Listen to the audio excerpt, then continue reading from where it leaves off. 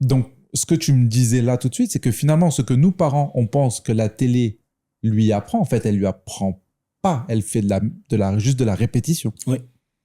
Et c'est là où l'erreur que les parents, il faut Oui. pas se faire, c'est de se dire que la télé lui apprend quelque chose. Non, exactement. La télé, alors, par rapport à l'aspect de la répétition, c'est super important et c'est très intéressant. La télé mène l'enfant à la répétition, certes, mais nous, ce qu'on veut, c'est un enfant qui communique.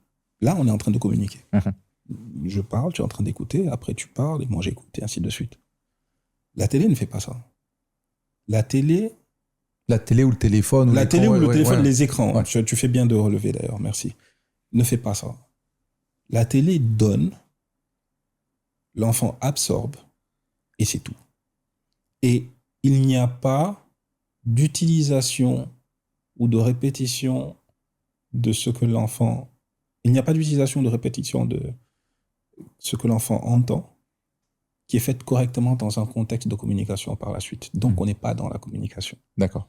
Et à partir du moment où on n'est pas dans la communication, à partir du moment, pour revenir juste à l'exemple d'avant, où on a un enfant qui ne parle pas, qui est au milieu de gens, qui ne parle pas, qui ne s'exprime pas, mais qui est capable de reproduire, ben, nous, on se rend compte qu'on est face à un retard, on est sur quelque chose au niveau du langage, et que c'est la télé qui est impliquée.